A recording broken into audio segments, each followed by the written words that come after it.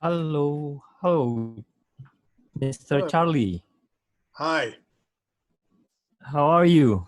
I'm good. How are you doing? I'm very fine. Still, Wonderful. yeah. Job is a little bit slow, but yeah, it's all good. It's all good. I'm among the lucky ones. Still working? No. It's almost 12 midnight. Oh, So right. I'm up to watch your show here. Which country are you in? Hey, Charlie, Andy here. I'm in Which country? Indonesia. You Indonesia. Okay. remember Bambang? Oh, yes. Yeah, Without seeing a face, it's difficult. yeah. Yes. I try to get my camera to work. Uh, start video. There you go. Okay. Here. Oh, now I know who you are. All right. Yeah. How are you? How are you? I'm good. I'm good. How are you doing? Good? Yeah, I'm good. We are doing a large screen printing competition. We already have 280 participants Nice. with yeah with yeah with a lot of not presents, well, a lot of prizes. Yeah, so it's one of the biggest competition yet in Indonesia. Terrific. Yeah. When are you visiting Indonesia again? It's funny. I was talking to my wife and my daughter. Of course, right Mm-hmm. now with the whole coronavirus, Pandemic. there's no traveling. But Yeah. Indonesia is where I want to take them. I want to take them to Jakarta and then to Bali. Yeah, So yeah. I'm hoping within the next year or two. Hopefully, yeah. Next year might be a little difficult because we don't know what's going to go on. So I'm thinking Yeah. 2022. I'd love to see if I can Okay. get invited to do a show there. Of course. I can. Last time we did a show, 2000, 2,600 screen printers came. It was in West Java. No, not Huh. West. Sorry, East Java. It's in the near the place where you visited us last time. Yes. You Yeah. were in at Solo, right? It's near that. Yes. And I'd really like solo, but I also did a show later, a year later In in, Jakarta, uh, right? in Jakarta. Yeah, Jakarta is more industrial city, so Very it's the much. capital. Yeah, so yeah, Bali will be nice. Right now, almost any place would be nice just to get away. Yeah, Hey, and Charlie, can you hear me? Andy, who are you? Which Andy? Hey, Andy Birchfield from DTG to Go. Oh, We okay. met years ago, back in 2003 when I worked for Logo Capital. I saw you up in, you were in Atlantic City, and then I saw you in Long Beach, and then I think I did a high-end separation class with you out in Tempe, Arizona at one point back in the Okay. day. So I just found out you were having this. So I've actually got a conference call at the exact same time you're starting this. So I'm going to stay on, but I'm going to mute out. And just as soon as I get off, so I'm going to watch and kind of listen in as best as I can. All right. Well, I've got Erik Naftal and Marcia Derryberry are Yeah, going to be my guests, and so they're both with Action Engineering. right. Oh, there you are. How's it Now I going? know who you are. Yeah, It's names yeah, are very difficult. Especially when the only thing that pops up that says Andy, and it's like, yeah. okay, I know too many Andys, I guess. It's a good name. It's a good name for sure. I, just like any other. I guess if it's yours, it's always good. Well, true. But I mean, you we look for forward your to having you back generation. on. So, what are you doing now?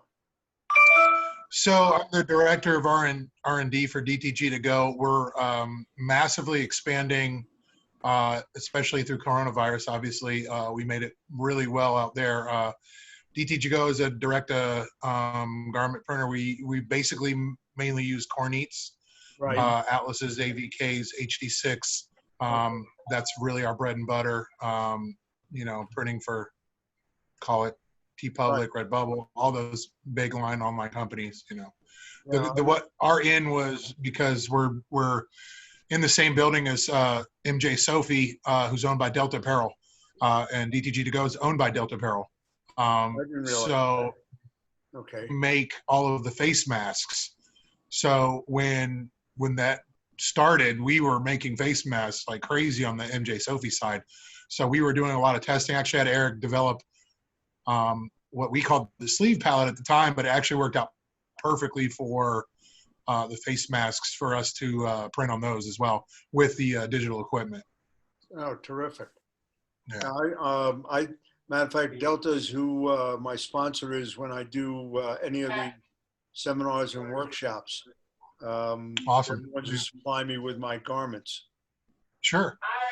I remember doing a class with you, and you're like, "Oh, the Hanes BVT." I think back then was Hanes BVT, if you remember, and you were just blowing through them like they were nothing. I was like, I was also, I think I was 23 at the time, so yeah, a little while ago. A little while ago, huh? Right. Absolutely. Well, so that's one heck of a setup you got in there, bud. Everybody's in the office. So really an excellent printer as well. Yeah. But we'll see how many people show up today. So every time I do this, it's always a questionable situation whether I get 5 people or 20 people. We'll see. Is it okay if I try to share in my group? Absolutely. I mean, my screen printing group has 120,000 Wonderful. members. I'd love to have them. Yeah, let's see.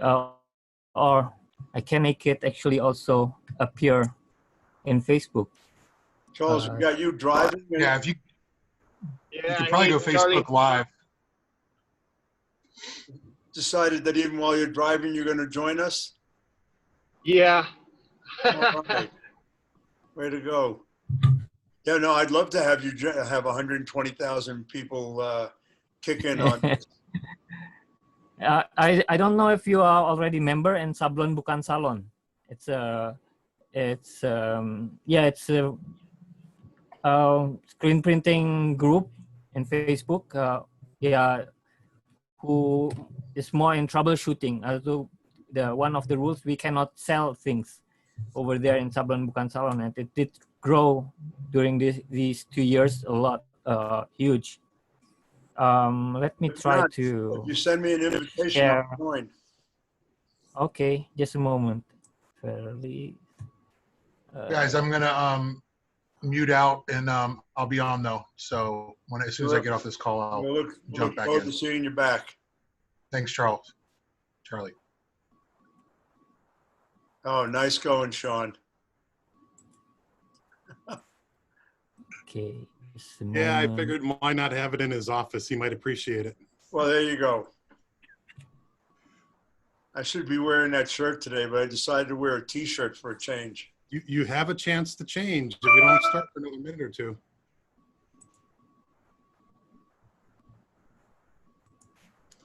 And you can even see the little blue thumb in that picture. Yes, a reminder of where I was that day. Yeah. I'll be right back. All right. Hey there. Jeez, that's great. I was texting you because it wouldn't let me in. How was lunch? It was good. We had pho. It was so good. Hello, Marcia. Hi. How are you? How are you? I'm fine. Oh my goodness! Thanks for joining us. Yeah, of course, Charlie's in, so that's why I need to be in. I mean, I met Charlie several years ago, so it's like an old friend. Good person to know. Yeah, he's actually when I first met him, I was totally a fan of Charlie's work, so I was like nervous, etc. And Charlie was really nice. Since then, he's not a fan anymore. I worship you, man. We're all fans, Charlie.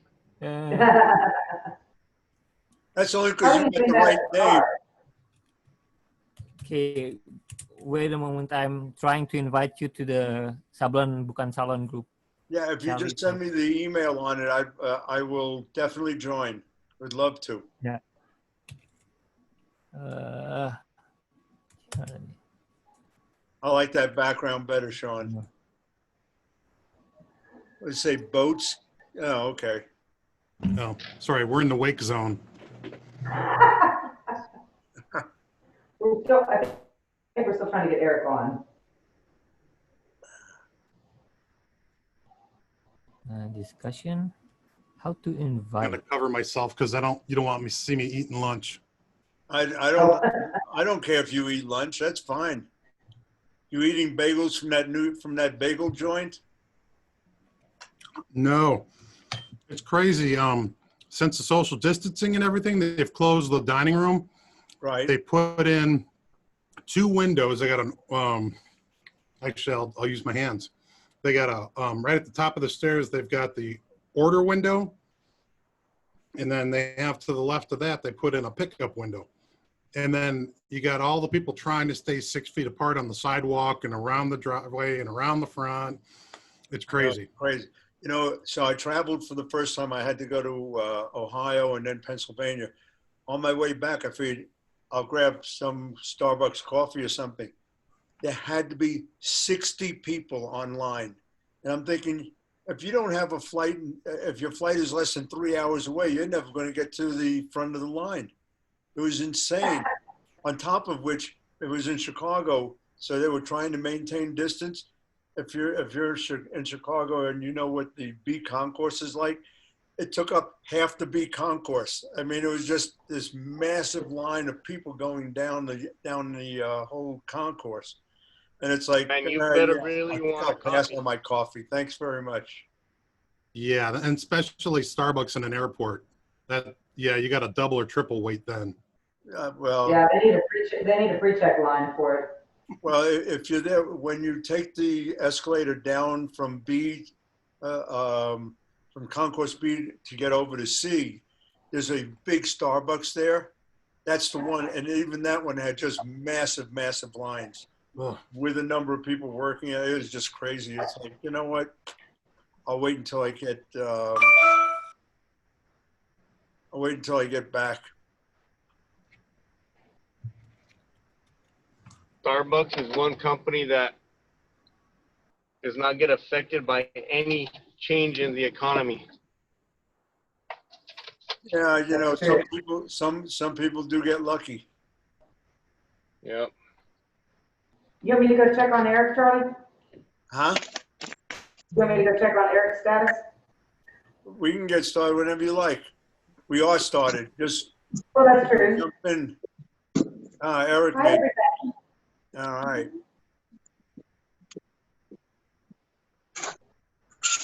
So this week's guest is Marcia Derryberry and Erik Naftal from Action Engineering. Obviously, you can ask any kind of questions you want. Listen in. There he is. Hi. I wanted the two of them to come on only because I do some work with Action and we're doing some new things, but also Marcia, of course, has been in the industry for quite some time. We won't discuss how many years, but has changed positions, and so thought this would be a nice way of getting it out there. Yeah. Well, we really appreciate the opportunity, Charlie, and everybody that's listening. Thanks for tuning in. I just started here as Director of Marketing and Sales 2 weeks ago, after 33 years at Impressions and Impressions Expo, which was the Inference Sportswear Show. They renamed it last year. So I'm super pumped to be on board here. I'm having a blast, and my creative mind is learning all about these engineering terms and manufacturing terms, and I have to know math. I have to know fractions. It's scary, but I'm getting it. So anyway, Erik, I wanted Erik to kind of talk about some of the things that we offer. You know, we offer specialty attachment palettes for just about anything you can print on. And what's hot right now, the first thing we'll lead off on is face mask palettes. You can buy them exclusively from us for any kind of press that you're running. And the savvy printers were the ones that jumped on board immediately when they saw the t-shirt market crashing with COVID in February and March and jumped on with screen printing on face masks. We also do it for digital printing, which a lot of people don't know. So Eric, I'll turn to you and let you talk a little bit about our pallets. Hi, is that me now? Yeah, Eric? You're on. Is he on, Charlie? One. There he is. This You is see Erik me? Naftal. There's the boss man. Yeah, you're on. Hey, great to see everyone. Charlie, thank you very much for having us on today. And face mask pallets, of course, are, you know, the big topic of the times. The face mask pallet development started, I guess, I should revise my previous timeline from the last time I mentioned this, but after going back and looking, actually, the timeline of face mask development really was the beginning of March. By the first week of April, we were taking over, and right now we are really heavy in production of face mask pallets. We're shipping these all over the world, and we're shipping out thousands and thousands and thousands a month right now. It is a very exciting time. We are very, very busy, and face masks, while they are certainly a big part of it, it's not everything. We're busy in every area, but face mask pallets are really busy. Let me show you what one of these looks like. Here's the most common one. It's a called the flat fit. Can you see that okay? Mm-hmm. Okay. Yeah. So a face mask single, and it's the most common face mask pallet that we're shipping right now. It's just referred to as the flat fit face mask pallet. It has an image capacity 5 3/4 inches wide, 3 3/4 inches, 3 1/4 long, and it's a hold down for use with 2-ply material. And of course, you need a hold down for 2-ply because adhesive won't work on multiple layers of material. When we first came out with face mask pallets, we had a design that was very similar to what we had been making. It was $500, $600 price points, and very difficult to produce in really, really large volumes. So we redesigned the mask pallet to make the price come down considerably and to enable it to be something we're able to produce very, very quickly, which we are. We're making it right now, and they're working out really, really great. What are, can you discuss like some of the customers that we've talked to, some of the unique markets, some of them are obvious, but what are potential markets for face masks for printers to go after? Right now with, you know, it's up in the air whether you're virtual teaching or you're going back to school, whether sports, you know, there's not a lot of rec sports in the fall for the kids and stuff like that. So what kind of potential markets for face masks are there? Well, I think that's unlimited. I think that there are quite a number of businesses that require their employees to wear them. That would be, of course, all bars, all restaurants. I'm quite certain that if you walk into any grocery store that you're going to see every employee wearing a face mask. I would even think that every retail outlet is probably requiring every one of their employees to wear face masks. Then there's the most obvious, and that's going to be back to school. We're seeing a large number of orders come through for youth sizes of these face mask pallets. When you go to our website, you'll see a pretty generous selection of size options now. When we first came out with these, we had just the 3 shapes, and they were the very standard shapes. We now have the universal, which is just square, is available in a 3x3, then it goes to 2.5 by 2.5, 2x2, and a 1.5 by 1.5 for doing really, really small sizes of face masks. Well, schools are definitely one of the things that are starting to come together, and many of the schools are requiring face masks, although not all. Yeah. How long will face masks go on? I think most people would probably agree that this is going to be something that'll be going on at least through the rest of this year. There's a lot of people that think this is going to be going on through a goodly amount of next year. And We're ready. We are caught up in our face mask shipping schedules. When this first started, we were very far behind. We came up with a ton of jigs and fixtures and dedicated a pretty large volume, a large area of our production floor to face mask assembly and production.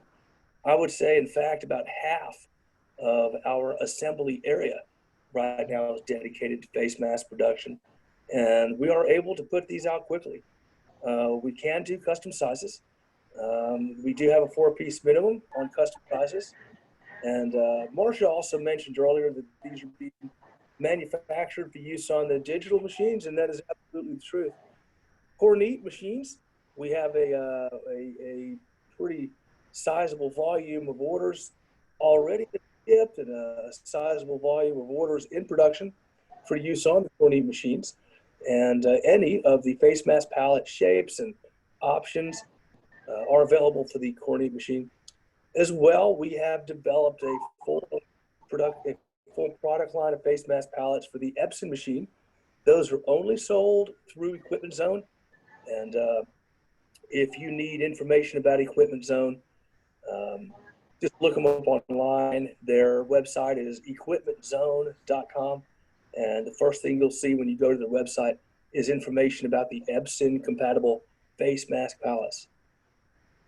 Hey, Eric, I got a question for you. Hi. How are you? Who? This is Sean with North Georgia Promotions. I thought that was you. How are you, my friend? Wonderful. Great to see you. You as well. Question, you showed that flat one. That seems to be the more popular one that I've seen on a lot of the videos and things. Is there one that works better with a pleated mask down the center? Yes, I would say you have a center seam on your face mask.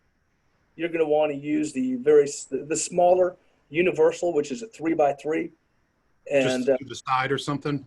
You're only going to be able to do a side print with that. Correct. Yeah, those masks that have a center seam, they are not really friendly to printing on the front face of it.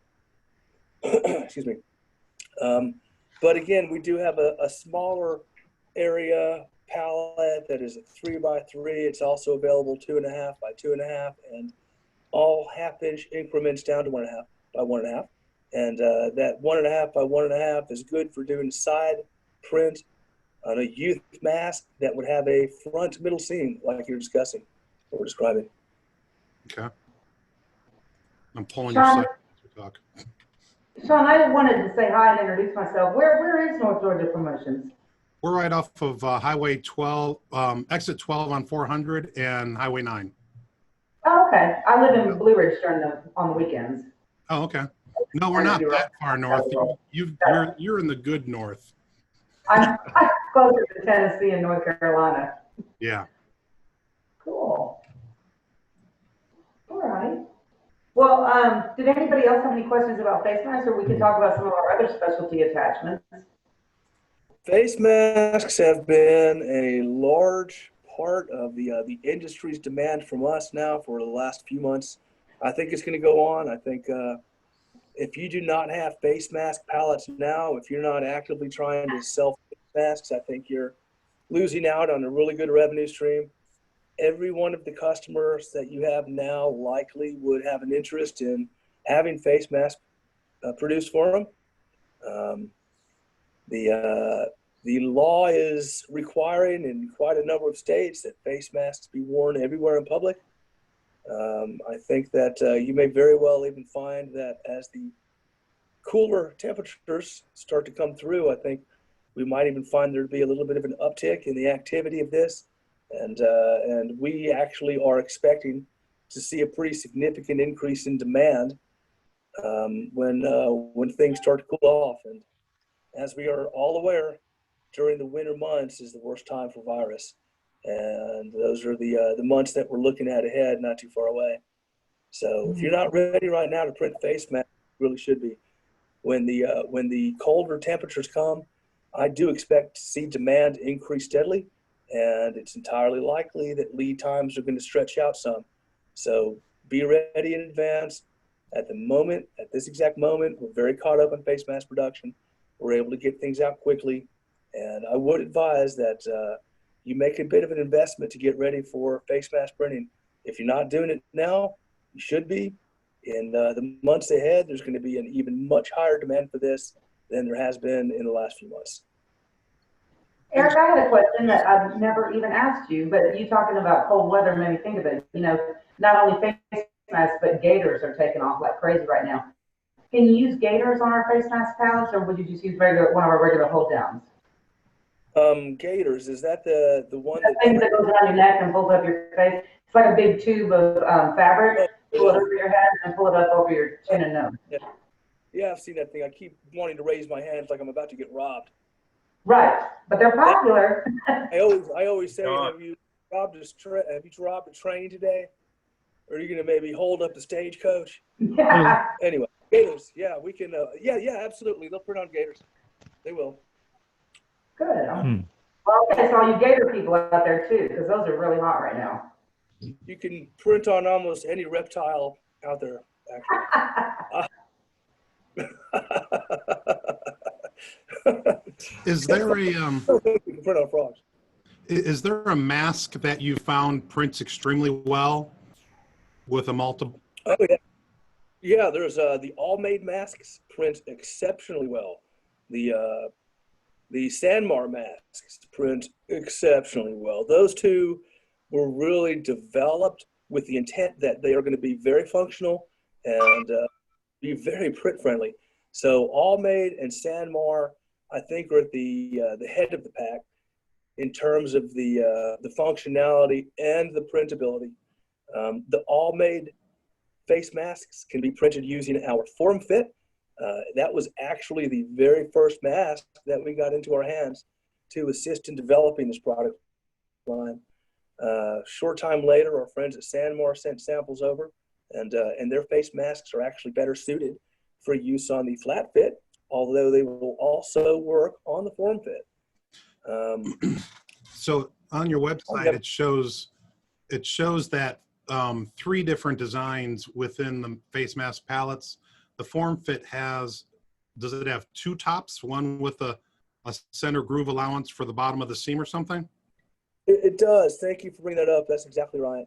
The form fit palette is a little bit more expensive than the other ones, and that is because it does come with an interchangeable plate, meaning that if you have masks that have a center seam and you want to be able to print over that center seam, then we have a plate with a seam easement.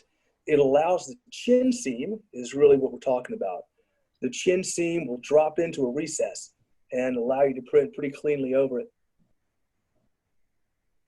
And then, of course, with just 2 screws and about 60 seconds, you can change out that plate to have a very solid flush surface with no seam easement, and it'll allow you to print across those masks that are form fit but don't have a chin seam. Cool. One thing we didn't talk about, we've been talking about it, and the one we were showing is for one face mask, but for people that are printing some kind of volume, tell them about the dual and the Fab 4. Marcia, I'm sorry, I didn't catch that. Oh, for people that are doing some kind of volume, we haven't discussed the dual and the Fab 4. Can you talk about those a little bit? Oh, yeah, of course. Thank you. So we have the mask palette I just showed you, which we're going to allow you to print on 1 mask at a time. And then we developed a palette that will allow you to print on 2 masks at a time. And we call that the Dynamic Duo. And then we have a mask palette that will allow you to print 4 masks at a time.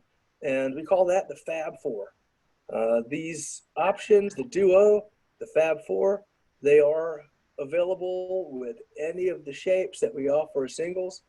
We can also manufacture the Duo and the Fab 4 with the youth sizes of the universal mask palette. And they're great. You know, they're not quite going to double. They're not quite going to quadruple production.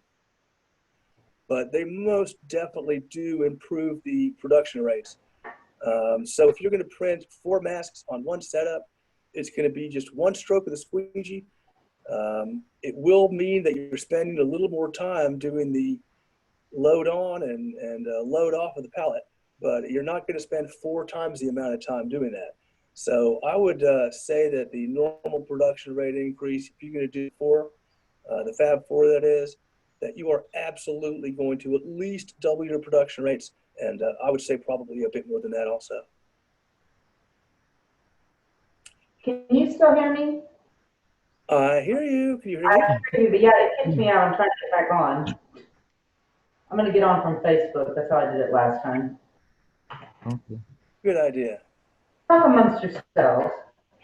Was there anything else on face masks? Any questions? Anybody?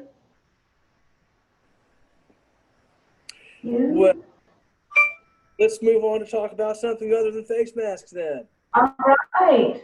I got on my list, what are some cool other specialty attachments that we have? Like, getting into colder weather, I'm a big fan of the zipper hoodie. Zipper hoodie pallets. We have zipper hoodie pallets. We've been doing those for quite a number of years. Zipper hoodie pallets have become much more popular over the last 10 years than they used to be. In that same comment, I'll say that the real standard jacket hold downs that we're using for printing on, you know, the kind of jackets that are 16 by 16 hold downs.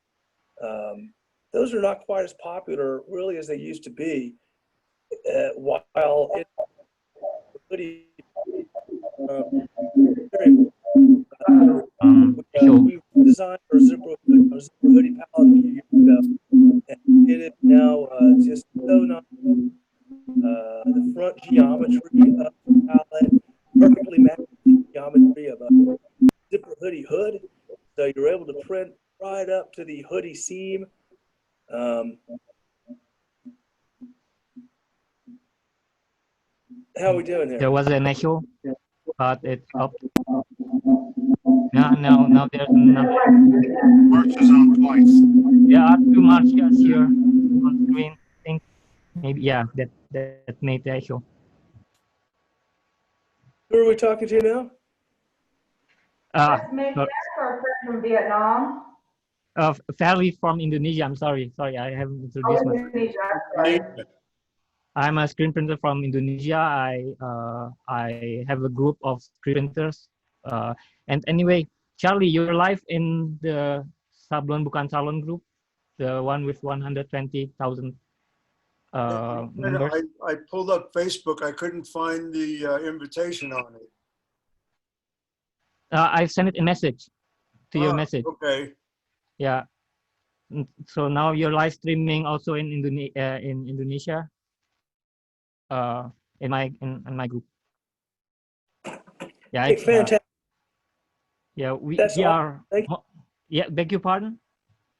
That's wonderful. Thank you for doing that. Yeah, Charlie, of course, anything for Charlie. Of course, yeah. Barry, can you tell Eric how we met years ago?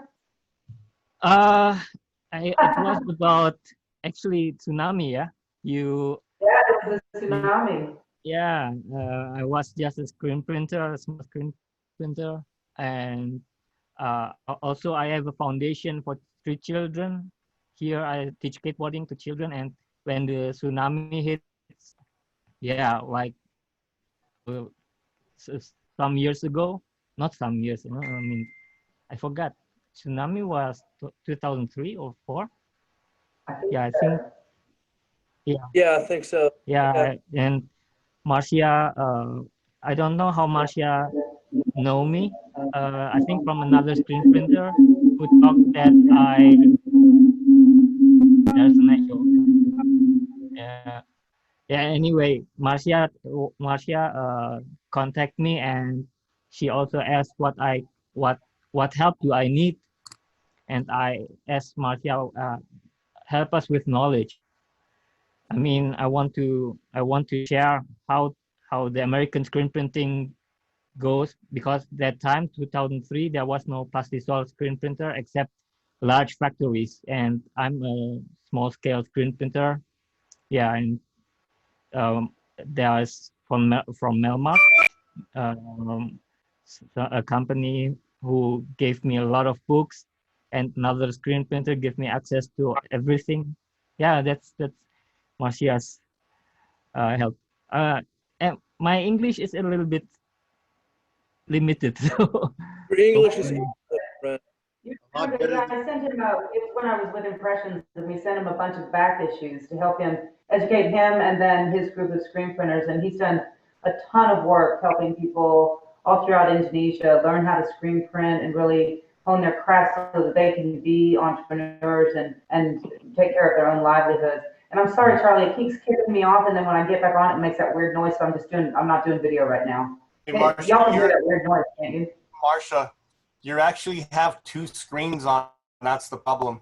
So you're yes. getting feedback because you have two videos going. One of them right now is muted and the video's off, but you're on a video on another one. I am? yeah, you are. What? There's another Marcia. It's not even up in my browser. That's weird. Only one real Price of one. Two is better than one, right? Yeah. I guess. Not always. Well, I can't see myself, but if y'all can. Yeah. Well, cool. All right, Eric, specialty attachments. Let me see. Hold on, I can't read my notes because I'm 50. Oh yeah, the zipper hoodie with the weather getting colder. On our website, we have a really cool short video from ShirtCom, and they show some really up closes of the pallet itself where the zipper drops down in this groove. But Eric can explain more about that, the engineer. Oh, Eric? zipper hoodie. Can you see me? Well, Yes. I can't, but everybody else can. Okay. Zipper hoodie palettes are going to allow you to do a very clean print all the way across the zipper hem assembly. And that is the purpose of the zipper pallet. There is a 2-tier slot running down the center of the pallet, and the shallow tier is for the hem assembly of the zipper, and then the metal part of the zipper drops down into the deeper part of the slot. So it gives you the ability to print very, very cleanly right across the zipper. Also, the zipper is located perfectly in the center. So any artwork that you have is going to be positioned again and again exactly in the same place. If you were to load that garment onto a pallet without a slot, while there are ways to print on zippers without having a slot, the slot is by far a much, much better approach to doing it. In large part because it does locate that zipper for you and gives you the ability to print very cleanly all the way across from one side to the other. At the front end of the zipper hoodie palette, we have special shaping that matches the hood and seam geometry of the zipper hoodie. It means that you're going to be able to print all the way up to the shoulder seam and all the way up to the seam of the hood. That's right on the front at the bottom of the neckline. We've been making them for years. The numbers of zipper hoodies that we ship every year has been steadily rising over the last 10 years. It's a great product, well proven, very durable, made of solid aluminum and rubber. And they are, of course, available for every and all machine. We make them for any manual, any automatic.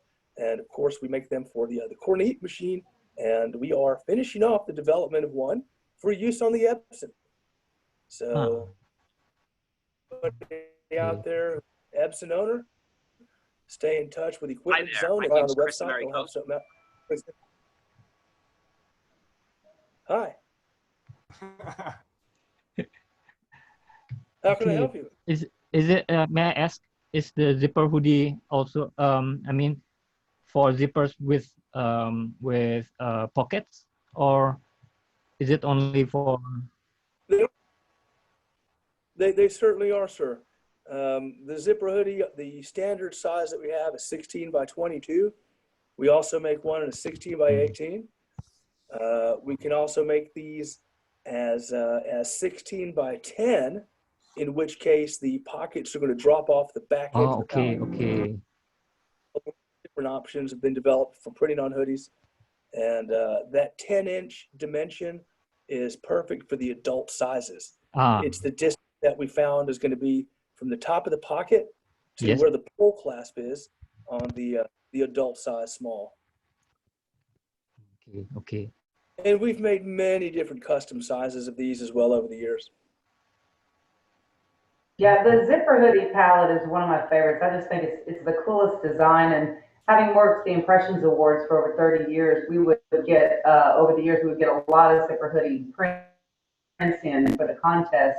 And I can't tell you, they're entering the best of their work for the contest, but they weren't using a palette. Like Eric said, these aren't anything new at Action. We've been selling them for years, but we would get prints in where the registration was all off, the print wasn't meeting, it wasn't straight. And I think these are the answer to really up your game if you're printing a lot of hoodies. And they remain popular. I've been watching the magazines since I left in June, not just Impressions, but the other ones around the world. And everybody's starting to promote their fleecewear now, and it's hoodies, hoodies, hoodies still, because it's just so warm all over the place right now. People aren't wearing a lot of heavy jackets. Mm. Hey, Eric, I have a question about the new Easy Sleeve palette. Yeah, thank you. Go ahead. Yeah, I was excited to see that because sleeves are horrible to print on, especially with the way that the palette locks work. You know, they're like big hooks, Yep. and so the Easy Sleeve palette, when I saw that one, I was pretty excited about it. The one question I have about it is, does it have the rubber on top, or is it just the metal palette itself? It's just the metal. I'm glad you reminded me of something I meant to do, and that was to add rubber as an option for these. It is something that we are able to do. Okay. We're going to cover the entire surface of the palette with rubber, but the arms that you load the sleeves onto, the printable areas, we can apply rubber to those. Yeah, because one thing I was concerned about would be that it would change your off-contact distance on your press, and then without that rubber, because all of your other pallets have the rubber on them, and now you're missing a quarter inch of space, and so now instead of your off-contact being set here, it jumps, and you would have to re-level all your pallets. It would be like a real nightmare to change your off contact distance on your press without that rubber on there. I have to say, my friend, I'm sorry to tell you right now, the off the shelf without rubber are already taller than what you're used to. We're using 1/2 inch thick solid aluminum. Your standard for your M&R, is it an M&R we're talking about? I have a workhorse. A workhorse, understood. So for your workhorse machine, then that is going to be an overall material thickness of 3/8 of an inch. What we have right now is 1/2 of an inch thick. And the fact that it's that thick is the main reason it's as strong as it is. Okay. It's why it is durable. It's why it's so stiff. I was going to say, probably put the paper tape on there and not have to worry about your off contact at that point, if you're worried about that. Well, you're going to need to raise your off contact by 1/8 of an inch right off the bat. So there's a number of ways you can do that. A lot of machines have a central off contact. Right. If you don't, and if you want to just kind of get the job done quickly, all you need to do is put little shims under your frames or into the screen holders to lift the screens up. So put a 1/8 inch shim into the frame holder. We have shims here that we can offer you. They are available in 1/8 and 1/4 inch thickness. If you wanted us to put the 1/8 inch rubber onto that pallet, that would mean an off contact change of 1/4 of an inch. And we've got shims here that we're selling at $20 a pair. They're not expensive. They're going to be the thickness you ask for, 2 inches wide by 20 inches long. And you get these shims, put one into each one of your frame holders, put your frame in, and it lifts to the height that it's supposed to be at. Yes, you'll have to make some adjustments to squeegee and flood bar chop. As long as they're not, you know, I was afraid that they were going to be a lot thinner without the rubber. But if you've made them thicker, then I guess I would. Yeah, we did. And my machine has a central off contact adjustments on it, so. Okay, perfect. All right. Is there any change on the way that the print lays down on the substrate without the rubber cushion underneath it?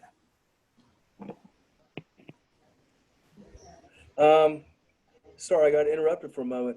Would you please repeat the question, my friend? I said, is there any way, is there any change in the way that the print lays down on the substrate without the rubber cushioning on the pallet? Well, I want to remind you there's quite a number of manufacturers of machinery that do not employ pallet rubber automatically on their machines.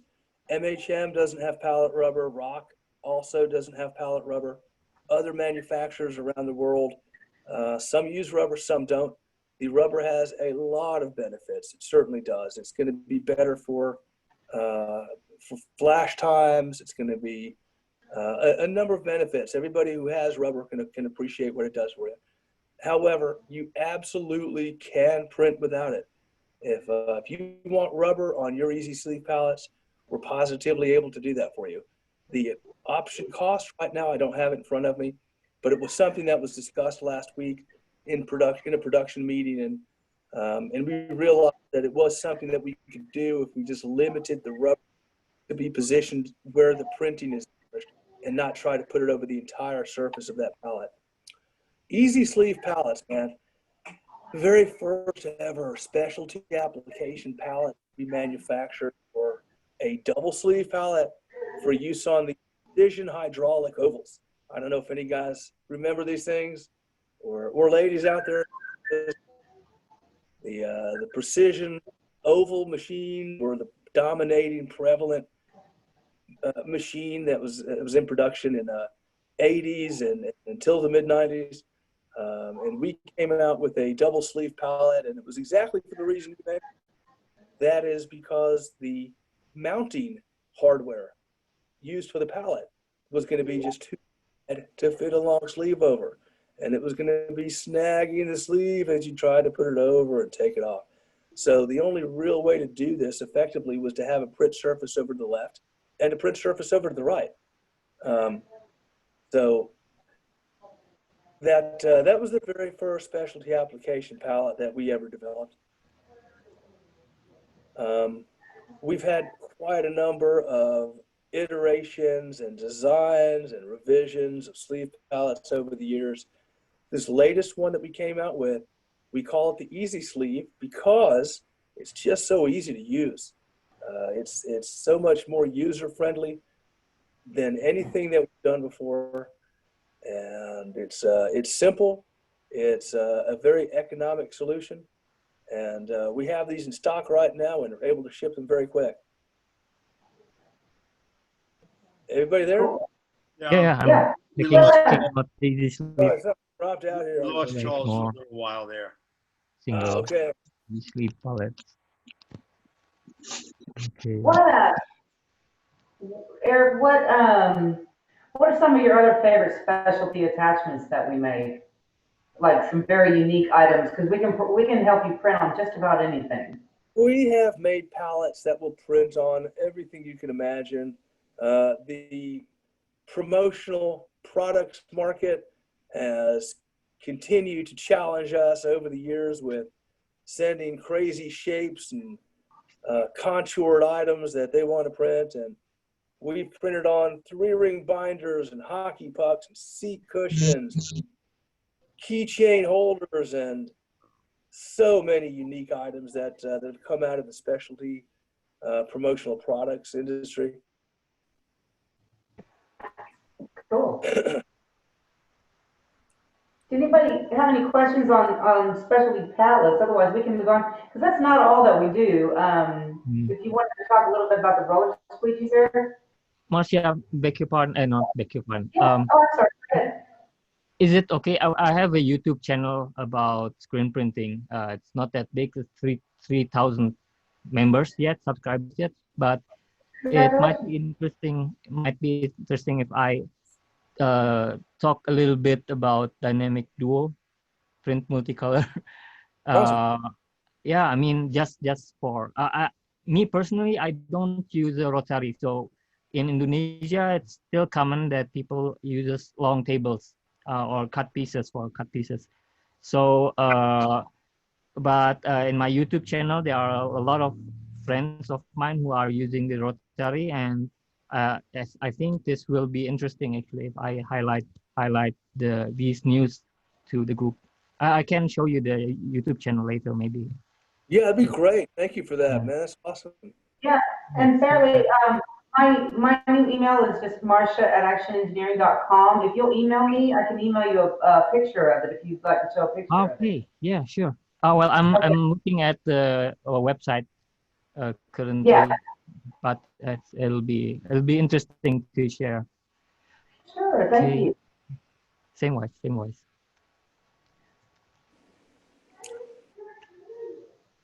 Okay, anything more on that? All right, roller squeegees, Eric. Roller squeegees. What an incredible product these turned out to be. It was really kind of an accident when I first developed this thing.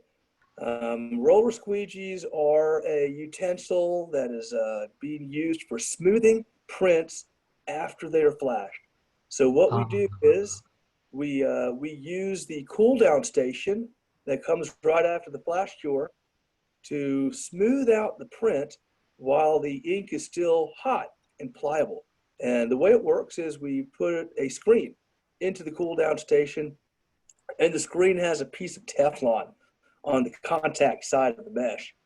And we take out the squeegee and put in our, we take out a regular squeegee, we put a roller squeegee into place. And if anybody has ever heat pressed plastisol, you understand exactly what we're doing. What do you do when you heat press? You put a piece of silicone over it, then you put a lot of pressure against it.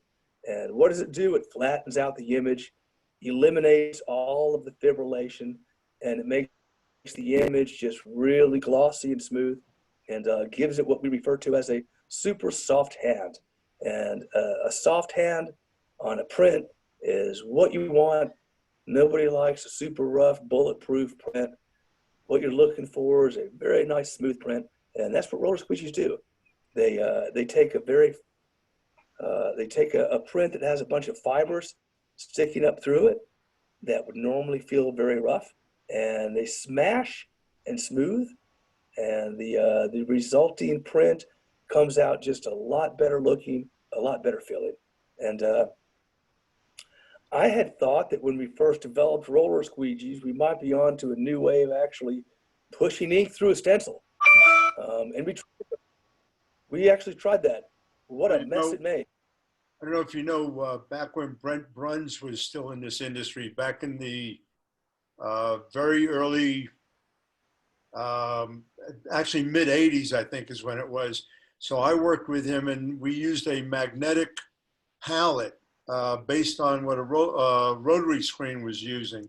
And so in the screen, instead of a squeegee, he had round metal bars, and depending on how much ink you wanted, you use a diameter based on that. So the bigger the diameter, the more ink you put down, the thinner the diameter, the less ink you put down. I printed a full color process job at an ISS show working for him for 3 days and never had to wipe a screen because there's no drag on it. So even if you had a low tension screen, it really wouldn't matter because the screen never moved. It was just a roller going over it, but the palette was huge and had a magnet on the bottom, and that's what moved the roller. Wow. We should come out again. That's What cool. was Richard and I have been at this for a while. I mean, I'm in year number 45 right now. So, you know, when you go back into those early days, there was some really inventive stuff. Brent Bruns at that time actually was one of the more innovative, not only a printer, but he was also a manufacturer of machinery.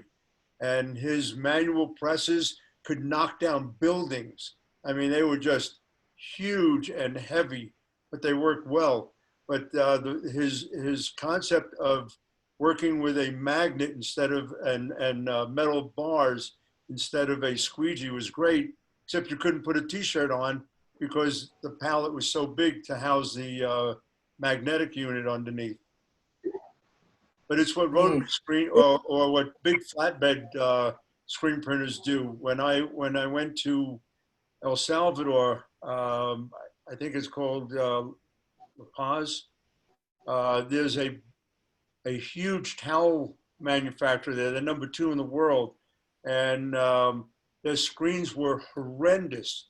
At the same time, they never got any movement because everything was done with magnets and metal bars in the screen to create the print. Very cool. And Very, very cool. I also worked with your dad way back in those days on precision presses. I remember. Precision. Eric was probably working there at the time too. It's He's been doing this since he was 11. definitely possible.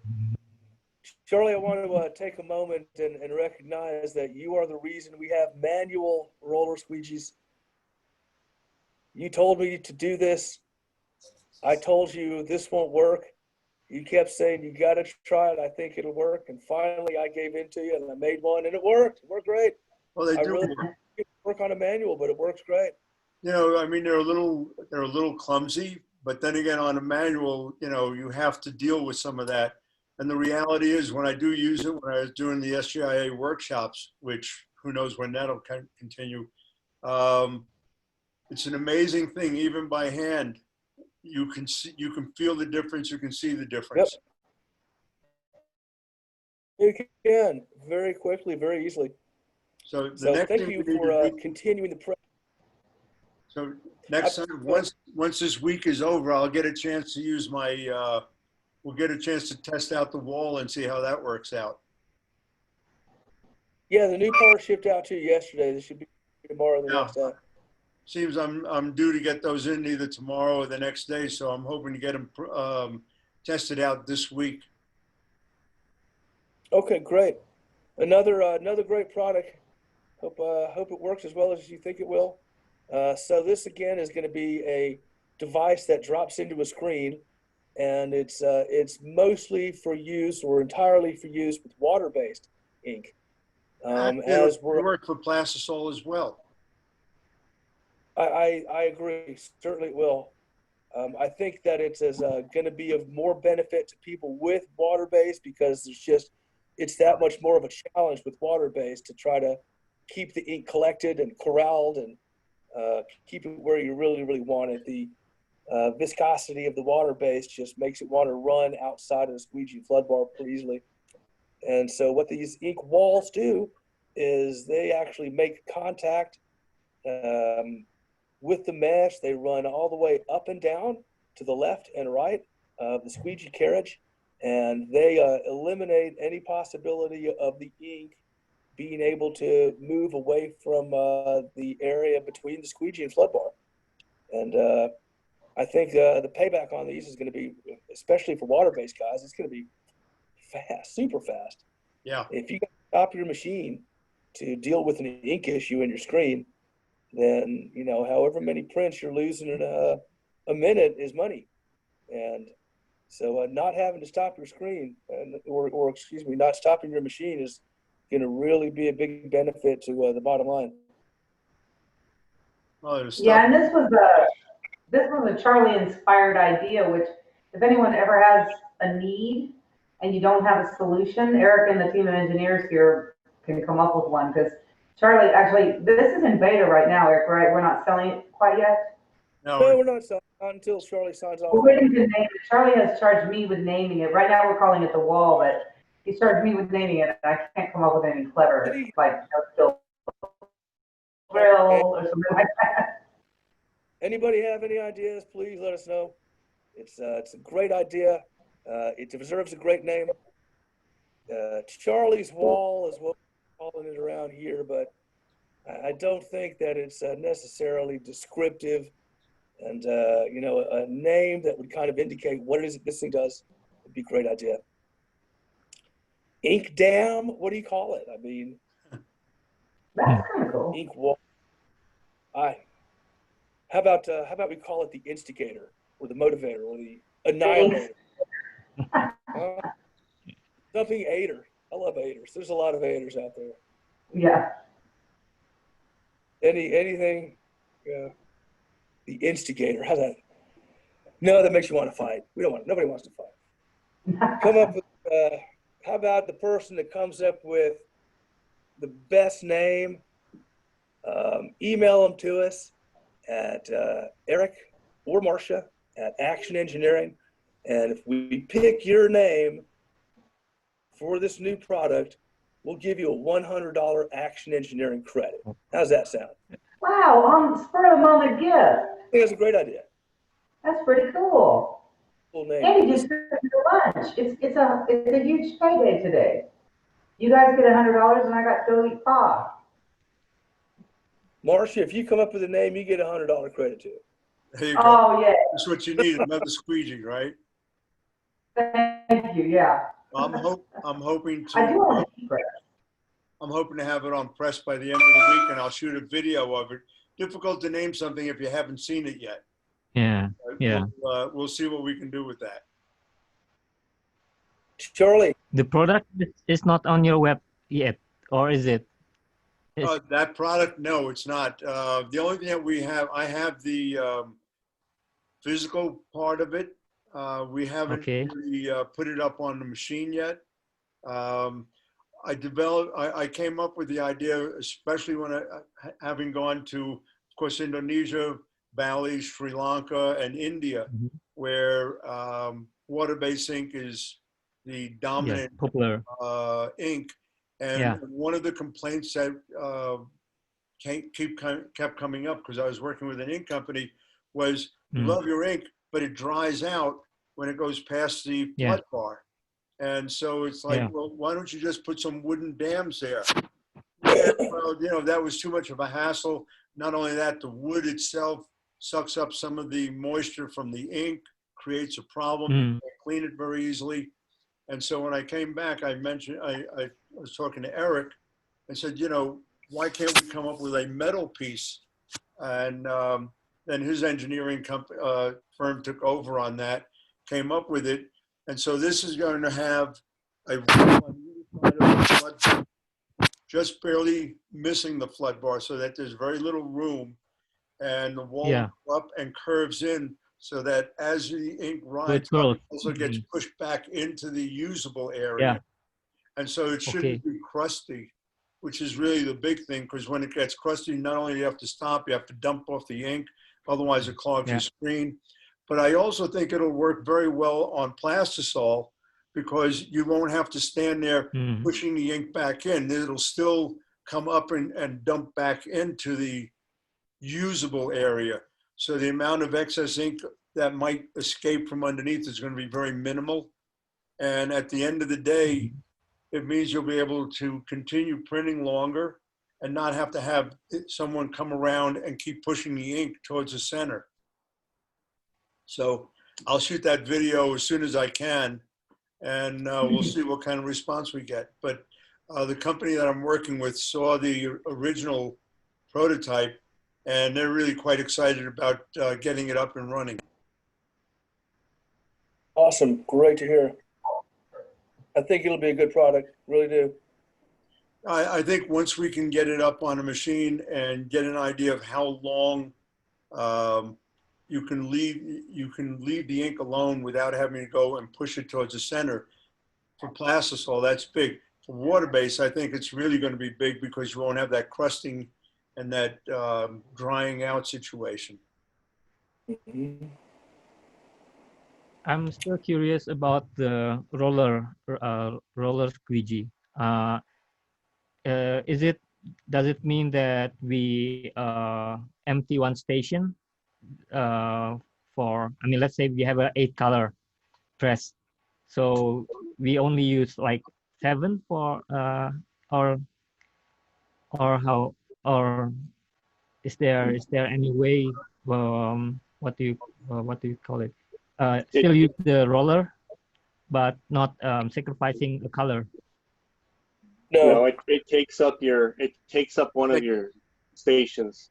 Yeah. Okay. So if you have when you use it, you have to give up the flash and the station right after the flash. So on 8-color press, you're at 6 colors. Okay. Yeah, got it. Interesting. You had a 5-color, wouldn't you? Yeah. On an 8-station press. No, Uh, I'm using actually I'm using long table. I have like 30 stations in my Oh, house. Table On the printing. long table, you would use a manual roller squeegee. Yeah. So you would Yeah. put a Well, flash, and then right behind it, you would have a blank screen that comes down, and you would use the hand roller to yeah. smooth it down. As for now, I did like Eric told me about the pressing with heat press. So we uh-huh. do double curing first through the oven to the conveyor, and the second with a heat press. So yeah, yeah, in my place it really takes time actually. Now, this would, even Okay. using the manual roller squeegee, this would save some time. There it is. Yeah, This Charlie. is a Yeah. this is the roller squeegee here. Oh, Okay. very nice. Okay. Thank you. Thank you. Yeah. Hey, Sean, is that at your shop? Nope, he's got a workhorse as well, and it's nice and clean in there too. It looks like. It is. It looks great. Johan John, from your printer is a bad name. You have a clean shop. Johan has. Johan from BMS has a roller squeegee. Okay, that's why. Okay, I have his shirts. Okay, so he has a roller squeegee. I think he also, I'm pretty sure I also put a double squeegee in his place. So you might want to speak to him about that. The double wouldn't Yeah. be any good, but the roller squeegee is something you can ask him about. Yeah, yeah. But Johan also used an ASRock, right? So he's like having Well, he really. has every machine under the sun in his place. Yeah, yeah. Hey, allow me to send my YouTube channel on the chat if I may. Please, yeah.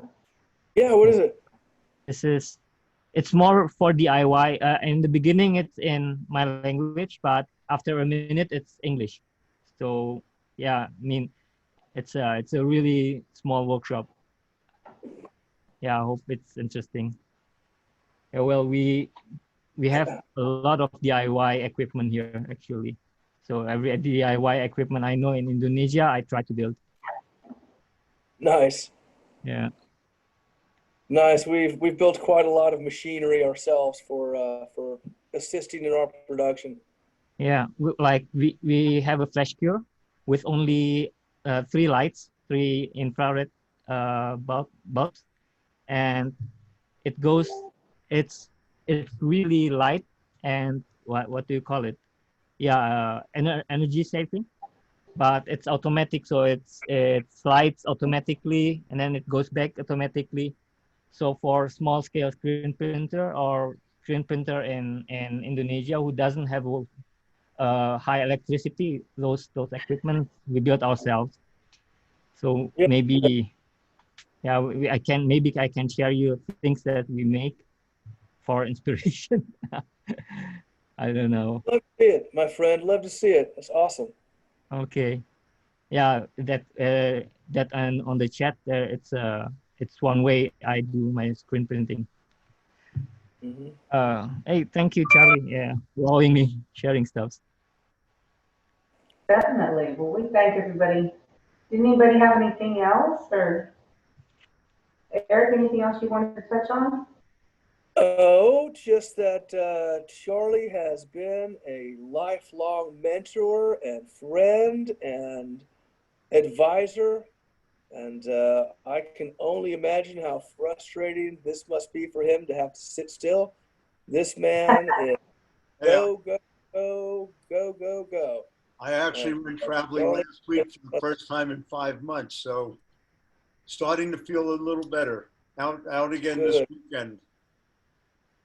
Good. But, yeah, this has definitely not been a fun thing for anyone. And for those of us who do travel quite a bit, it's definitely put a lot of stress on us. But, oh well, Yeah. the way it is. Charlie, I heard from a friend in Germany. You plan to go to Germany. I'm usually in Germany a couple of times a year. The show that I do in January is now canceled, even though Okay. it's in January, or they've eliminated having excess situations. They've reduced it from down to 3 halls. Okay. The FESPA show has been rescheduled over to Amsterdam instead of Munich, which Okay. is too bad. So I'm not sure if I'll be in Germany this coming year or not. It just depends on how things come together.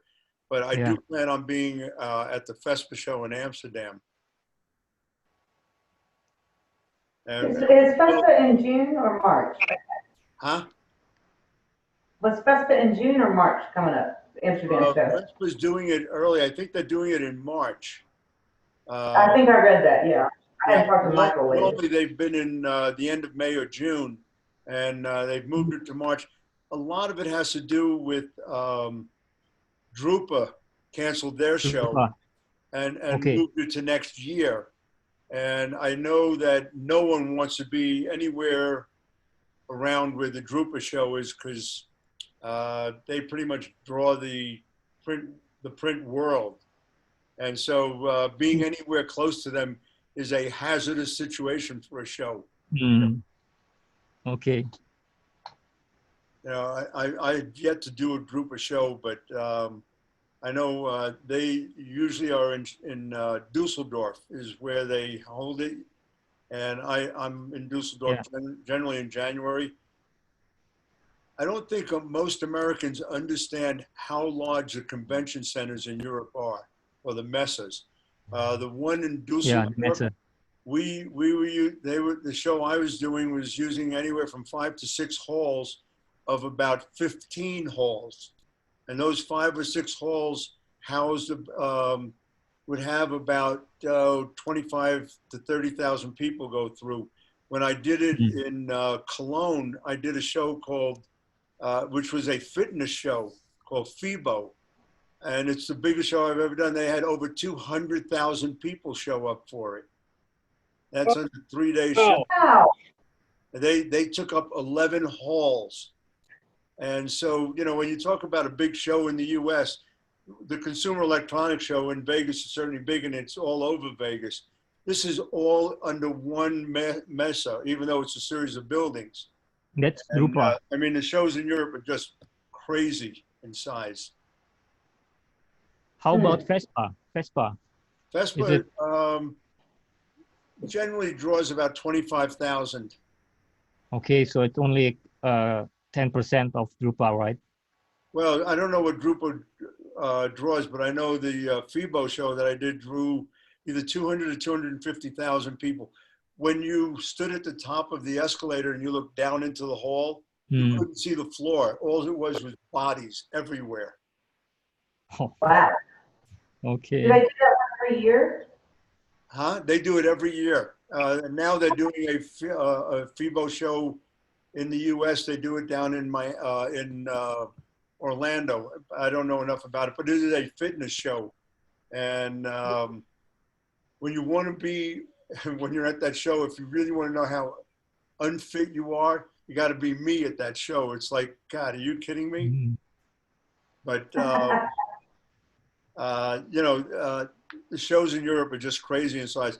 At a 20 to 25,000 people, it's just considered a very average show. Wow. Showgrounds at New Orleans are quite big, what I thought. Oh, yeah. Listen, when you go to, you know, Dusseldorf, I was always doing a show in Lyon. And even in Lyon, I think they had like 10 or 12 halls.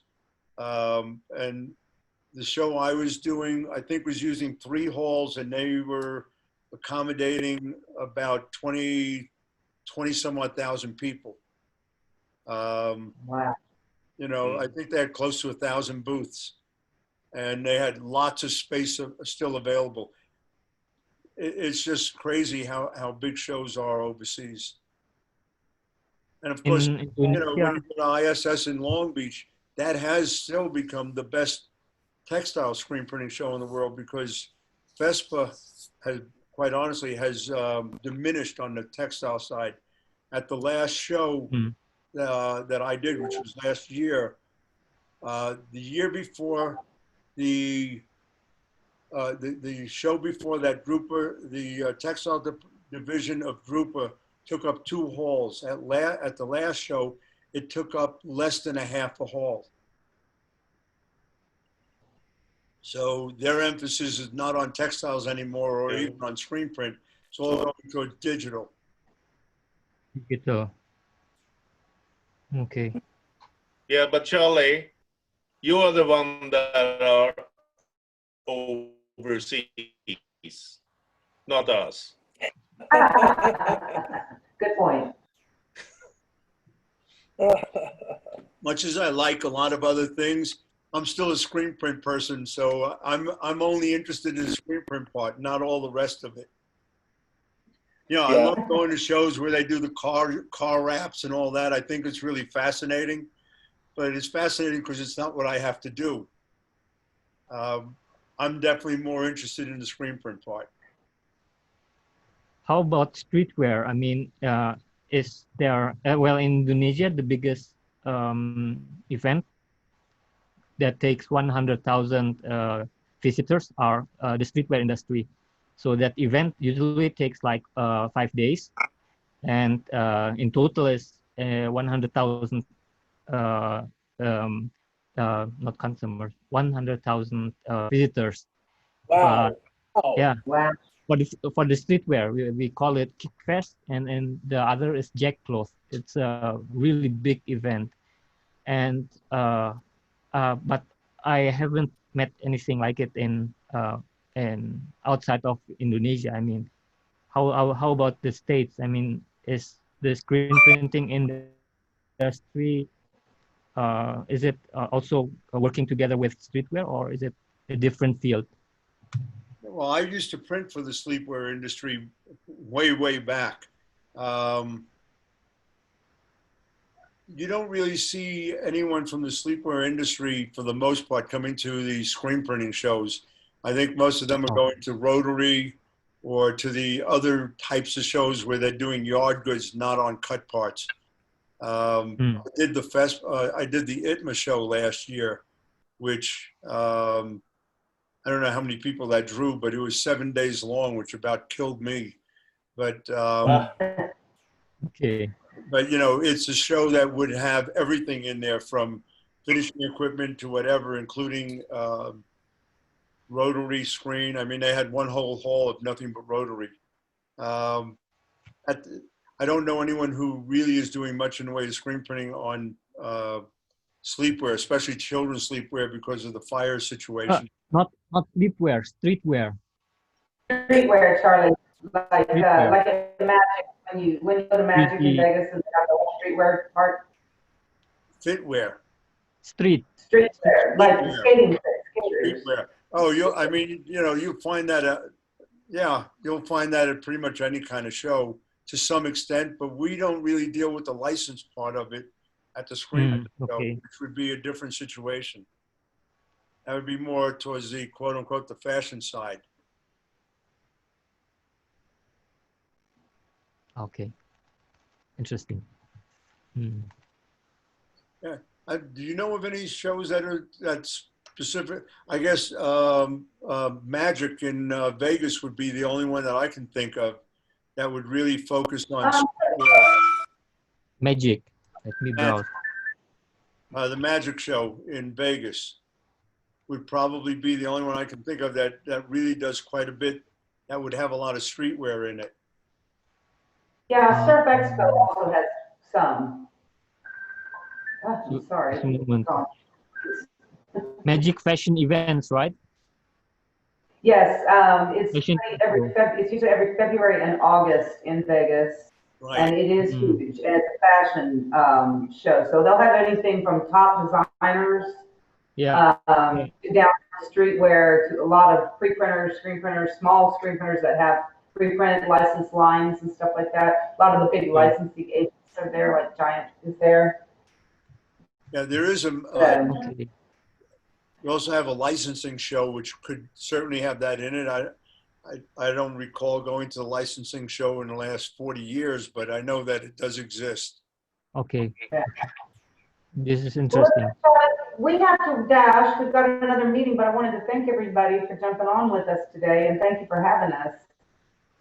And I Yeah, do. So, everybody, thank you, Charlie, so very much. thank you. And we'll be doing this again in 2 weeks. So for those of you who have the opportunity, I'll be posting it on Facebook and on LinkedIn. And look forward to seeing all of you again. And Awesome. if you have a particular topic you want to get to, a particular speaker, I can certainly get in touch with them. You can email me at drprint, drprint at AOL.com. Or you can catch me through Facebook on Messenger, et cetera, et cetera. Other than that, thanks all for being here. Look forward to seeing you again in a couple of weeks. Thank you very much. Thanks, Charlie. Bye, everyone. Marcia, thank you. Bye now. Thanks.